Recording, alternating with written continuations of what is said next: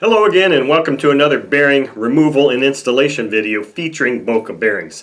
Now today's engine is a small 25 size two-stroke made in Germany. Now I'm not exactly sure how far back in time this engine dates, but sometimes these smaller engines can be a little bit more challenging to remove and replace the bearings on. Well, at least remove the bearings on. So let's go straight to the table and I'll explain what some of those challenges might tend to be, and then we'll see if any of them actually pan out.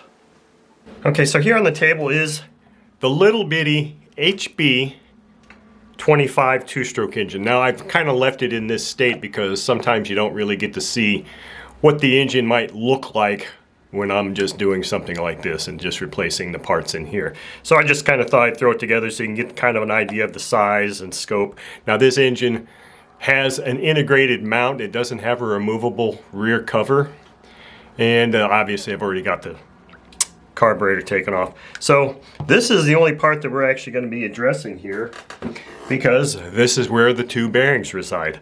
So as I said, sometimes with these smaller engines, things are smaller and can be a little bit more difficult to remove in many cases. But when I took this apart, I noticed that the crankshaft here is cut away for counterbalancing, but yet it retains a full web around that bearing. So those things can cause some challenges, and we're yet to see if that's going to be a challenge, because normally if a bearing comes out with the crankshaft, then I can usually just kind of get in there in the cutout portion of the web and tap that bearing out.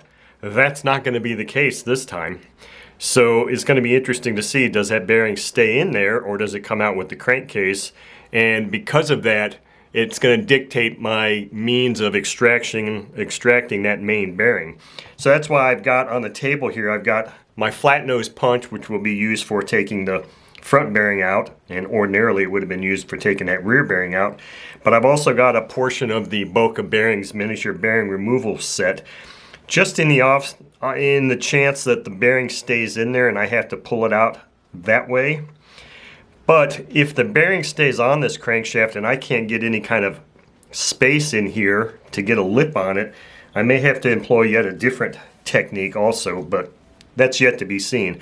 I've also got my Delrin block, my desk vise here, and my light hammer. So what I'm going to do here is, because of this is a front piece, front loaded, or just a front end piece with the bearings in it, I have to put it in my vise like this to tap that crankcase out, or take that crankshaft out.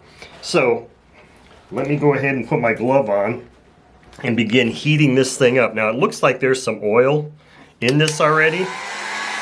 I didn't put any oil in this or run this engine. This is just a recent acquisition from eBay. So I'm going to heat this up pretty good, and we'll see if we can get, well, we'll just see how that rear bearing comes out.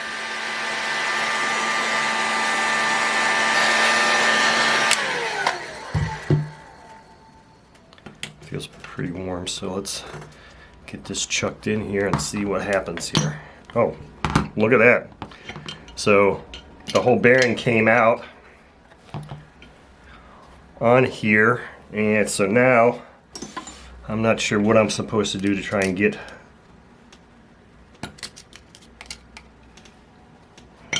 some space in here. So I'm just gonna quickly, while this is still kind of warm, see if I can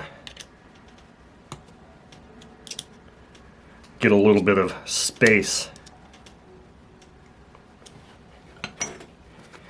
in here. I think I really kind of want to try and pound this in there a little bit and see if I can get... this thing is not wanting to set anyway.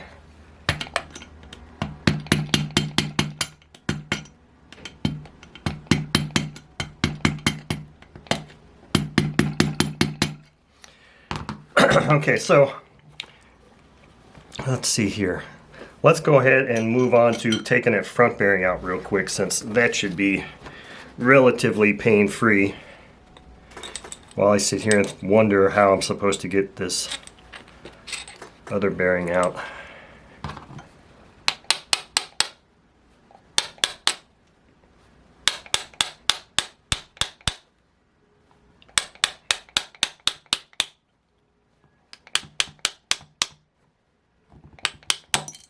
Okay, so our tiny front bearing is out there. Now, what I may end up having to do is see if I can get some kind of a gear puller on here and just extract it that way. I really would like to be able to find a way to heat this up some more and get a little bit more space in here, but I just don't know what I'm going to do at this point here.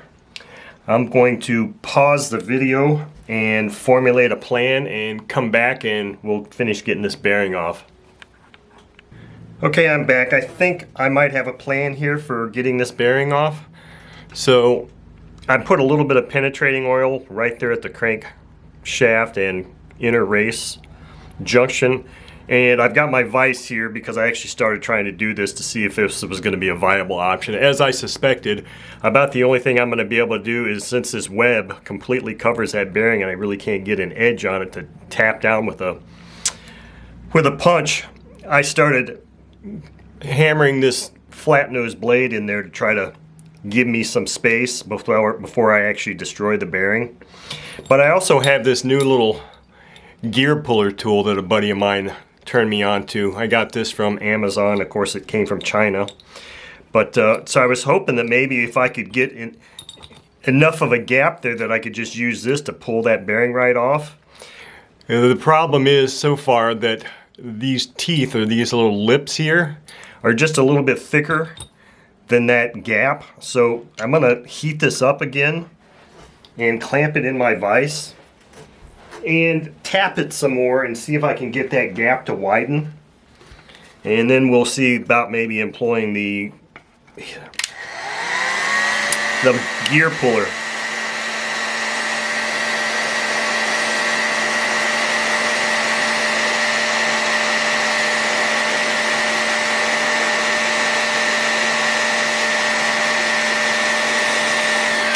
I don't know how hot that's really going to need to be. It's pretty darn warm there. So fortunately, the crank web is a little bit wider than the bearing. So the bearing still moves, but yet I can firmly grasp on that crank web. So I'm just gonna kind of see if I can't just get some space here.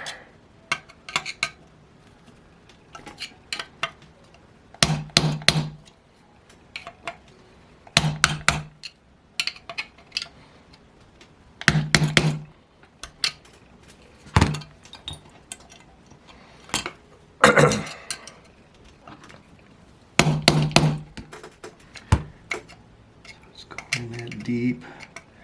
So I'm getting there. It's just now it's just maybe a matter of putting some twisting motion on it.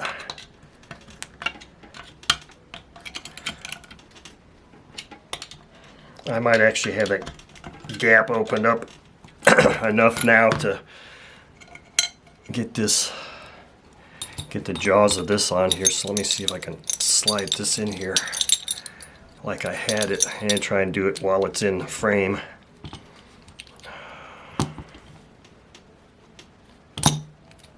This thing is still rather warm.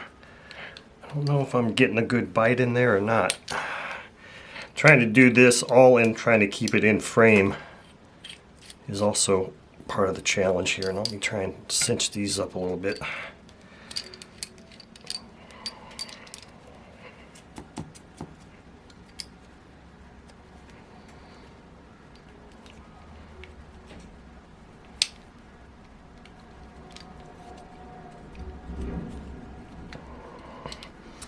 Feels like these are still kind of wanting to slip out.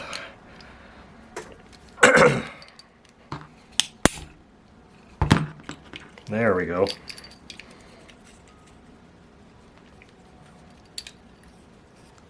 And there we go. Now we're getting that bearing off. Alright, so as you can see, that's why sometimes you think an engine is going to give up its bearing really easy, but then you come across a design like this with a full crank web that's just milled out just a little bit for counterweight, and that can cause all kinds of issues. Super Tiger engines are notorious for having that, but their webbing here is usually a lot thinner than this one is. This one was rather thick. So basically I didn't harm the crankshaft at all because it's a hardened piece. But all I had to do was jam or pound a flat nose blade screwdriver in there enough to start moving this thing out. And then I got a chance to actually use this newer puller tool, which would have worked really good had I had a little bit more space and didn't have to pound it in there first, because these jaws are just a little bit thicker than that gap. So anyway, now we will go clean these parts up and get this table set up for bearing installation. Okay, so here we are back on the table, ready to do the bearing installation portion of this video. I've got my front housing nice and cleaned up. Now, there was considerable patina or discoloring within this front case, and it wasn't something that was just easily cleaned up with the ultrasonic cleaner. I actually had to use some 400 grit cloth sandpaper with some oil on it to try to actually make that look a little bit more presentable. Not that it would have made a big difference at all in the way the engine operates.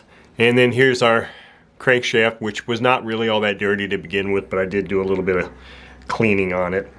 So with that said, I've got an empty jar here because I always like to put a little bit of this Lightning Lube Road Power from Boca bearing in here. This is an incredibly wonderful reassembly and bearing installation lubricant.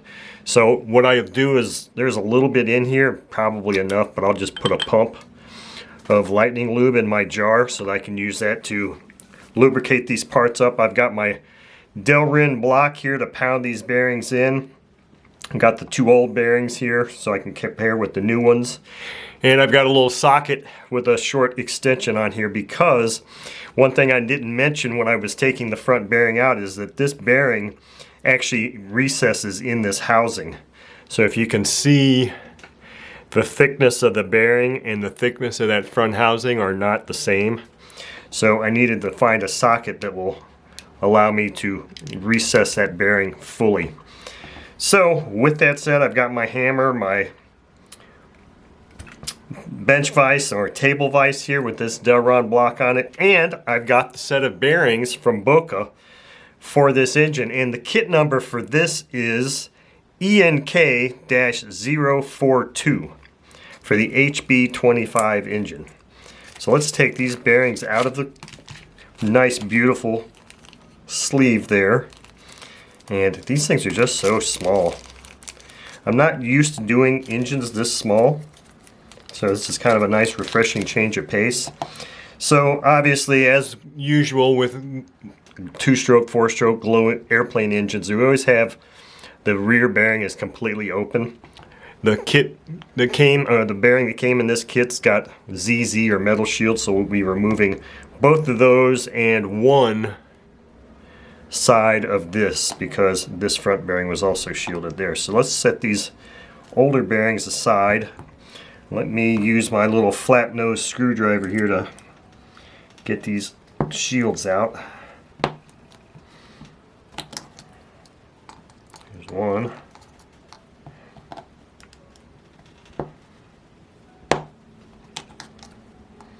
Two.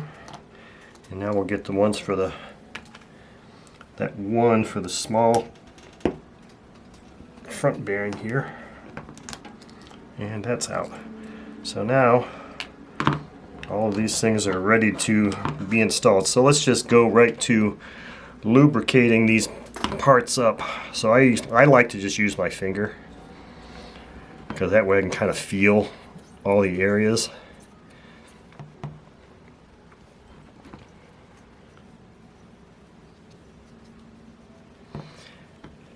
Try and get some on the inner race there, and the outer race here. So as I usually like to do, I'll install the front bearing first, and then I'll always put the rear bearing right on the crankshaft.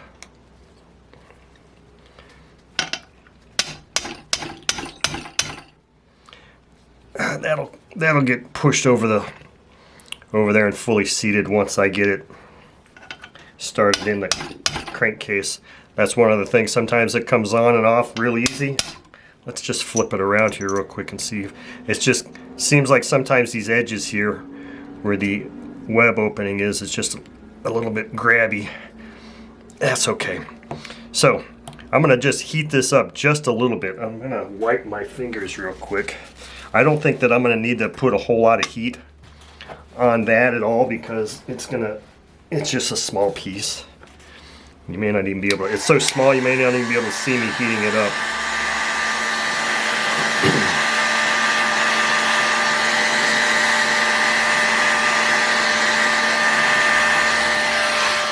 And usually when I start to see things smoking is when I think it's probably warm enough. So I'm just going to drop this bearing in place here. Tap it flush here. And now line up this drive here carefully and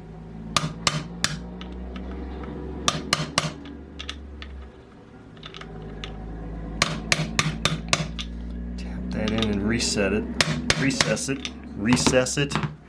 So now that bearing is installed and completely recessed in there. Now let's do the same thing with this. I didn't grab my drive that I usually use for that. You know what? Let's just try doing this. Let's just use this. First time I've done that, just use this block as my drive. And that should be all there is to it. So there we are. Now we've got a fresh set of Boca bearings installed in this nice little HB25 two-stroke engine.